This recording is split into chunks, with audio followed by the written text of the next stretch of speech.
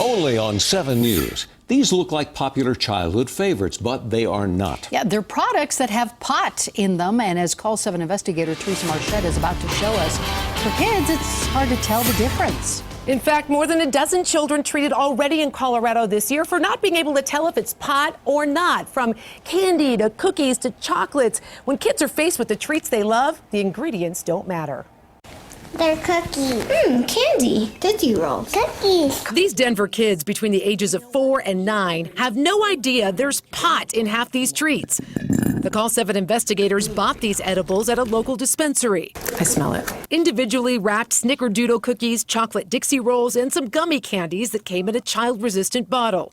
I placed them on plates next to treats that look just like them, but don't contain marijuana. We'll see what your kids choose or if they can tell the difference. Their parents watching it all unfold live on a monitor in the next room. I don't want to watch this. This is going to make me sick. 5 cameras and 3 Call 7 crew members making sure the kids in our experiment were safe, supervised, and never alone with a marijuana-infused product. Hi, Matthew.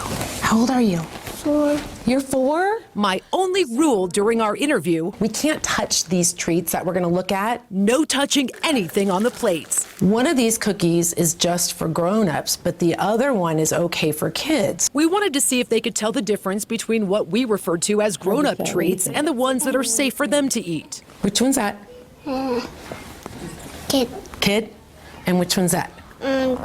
Grown-up? Matthew immediately picked the pot candy. That makes me really, really nervous. There was nothing he said about the smell or the taste or the sight that put him off. Wow. Those are so similar, I can't even tell them apart. In fact, they all identified a marijuana treat as the one safe for kids at least once. I didn't know that was that. Wow. That's so shocking. They just couldn't comprehend how something that looks this yummy, this familiar, could be just for grown-ups. This one is a no, no, no, and that one's an okay. Okay, cool? Are those really no? These are really no, no, no. And are the other ones still really no? Yes, for real. The kids made choices based on what looks the most like a candy they've eaten before. I think they're peach rings, chocolate-covered pretzel sticks. You know, those little Satch Power kids. It's scary that he made the connection of Sour Patch Kids to it. This one has grown-up things in there that are not okay. Can you believe that?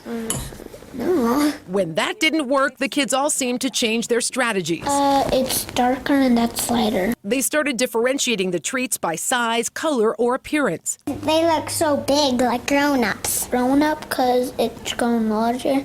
And at some point, What do you all think of them that just stuff? gave up. Everything looks really good. That's so scary.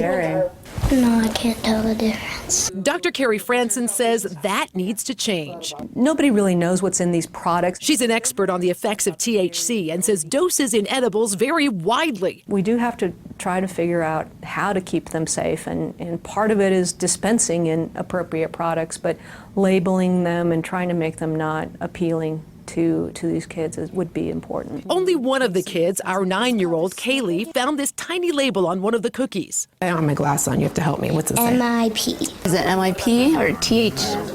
I was expecting Neither she nor any of the parents knew MIP stands for marijuana-infused product. So you want my kid to read the ingredients? But there was no confusion, no hesitation when we asked kids to identify these adult-only items. Is this for kids? No, that's alcohol. Is this okay for kids to?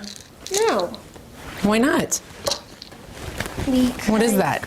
It's pills. Is this for kids? No. Is this for kids?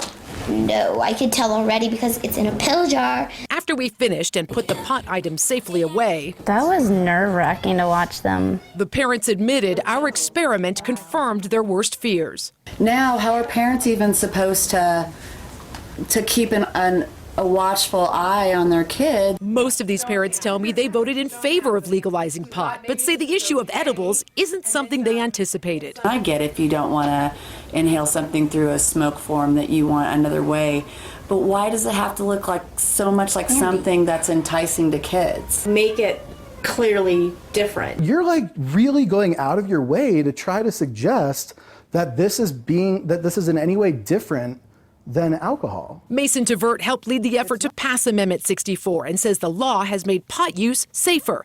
Even so, unlike the distinctive smell of cigarettes or taste of alcohol, a child can't always tell there's a drug in marijuana-infused products. We're really working to try to get some stricter regulations on these. We want to see these products marked on the product itself so that people know that there's marijuana in them. Does the product itself appeal to children? Well, does half the products that you go, I mean, they sell Mike's Hard Lemonade, hard cider. They sell Jell-O shots. Most people would not intend for something to happen in a child, but you've just upped the ante of the possibilities. It looks bigger and it looks really good to me. Yeah. My mouth is watering for it.